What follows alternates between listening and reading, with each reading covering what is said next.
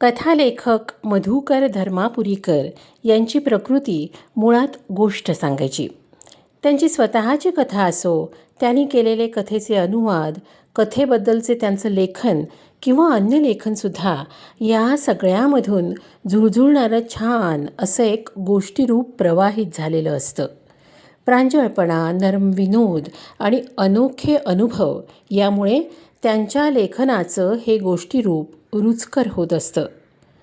आपल्या कथेतल्या नायिकांबद्दल धर्मापुरीकरांनी सांगितलेल्या प्रस्तुत संग्रहातल्या हकीकती वाचताना मूळ कथेबद्दल कुतूहल तर वाटतंच, पण त्या कथेशिवाय हे लेखन परिपूर्ण आहे हेही लक्षात येतं.